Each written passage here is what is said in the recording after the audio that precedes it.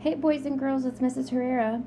I just wanted to let you know that I'm really anxious to get back to the classroom, and hopefully I'll be back next week. I miss you all, but we have some work to do with verbs.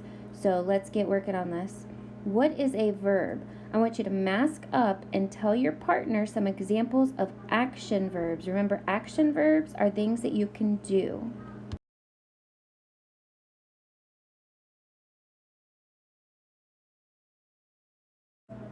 All right, so there are different kinds of verbs. Sometimes the verb is showing an action that already happened. This is called a past tense verb. Oh, can you hear my kids in the background, Jenna and Carson? They miss you guys too. They're ready for their mommy to go back to work. All right, Jenna's here with me and she wants to say hello. Tell them hi, Jenna. Hi. Okay, you might hear them in the background as we continue talking about past tense verbs. So here are some examples. Yesterday we walked to school. Last year we traveled to Arizona. I already typed my paper. Did you notice anything about the past tense verbs? Mask up and tell your partner what you noticed about verbs that are past tense.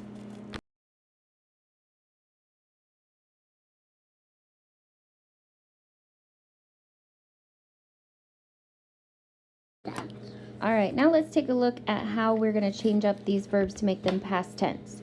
So if you told your partner that verbs in past tense usually end in ed, you're right. So let's try it.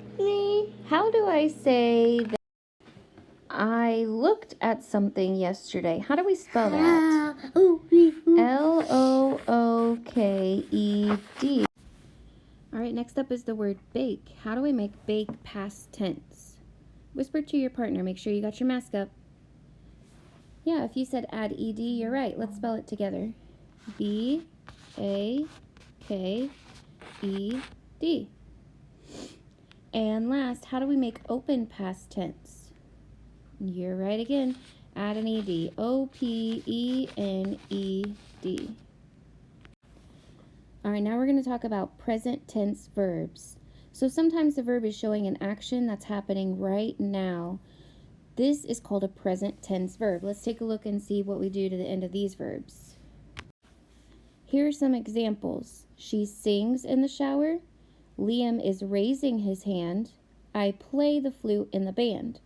Present tense verbs don't have a common ending. So it's one of those tricky ones where we kind of have to use our brain and read it and see what makes sense.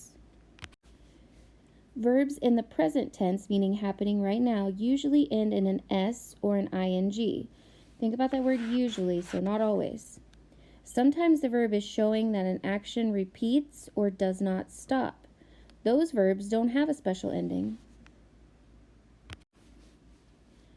All right, this is a different kind of verb. This is a future tense verb. So sometimes the verb is showing an action that's happening later. Maybe we're going to do something tomorrow, and that's called a future tense verb. Here are some examples of future tense verbs. We will visit Grandma next week. He will make dinner when he is hungry. I will call you when I get there. Did you notice anything about the future tense verbs? Put your mask up and tell your partner.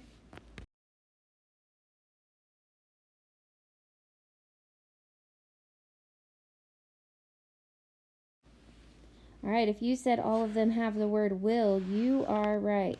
They all have the word will. So future tense verbs have the word will in front of the verb. Let's practice these future tense verbs. Verbs in the future tense usually include will. So how do I make read future tense? You're right, will read. Okay, how do I make draw future tense? That's right, will draw. And last, how do I make think future tense? Right, will think. Good job. All right, now let's see if we can identify past, present, or future tense. The first one says, Faith will brush her teeth before she goes to bed. Keyword here is will. So will tells me it's what kind of tense? Future, you're right. Let's write future here. The next one says, our favorite team is winning the game. Winning We have an ing. Do you remember what that is? Is it happening in the past, like yesterday, right now, present, or is it happening tomorrow? Present, that's right. Okay. The student smiled when he saw his test score. We have an ed. Ed means past. He loved going to the zoo when he was younger. We have another ed. So again, past tense. And the last one, the teacher writes a note to Jill's parents. We have an S. You remember what S's are for? Past, present, or future? It's happening right now, so we call that present. Okay, and to finish up, I want you to think about this. Besides looking at the ending on the verb, how else can you tell what tense the verb is? For example, I finished cleaning my room hours ago. So we have the ending ed, so I know it happened in the past, but how else can you tell? Ask yourself, did I do it yesterday? Am I doing it today? Or am I going to do it tomorrow? Yesterday is past, today is present, tomorrow is future. So that's another way to think about your verb tenses when you're identifying them. Okay, we'll see you all later. Have a good day.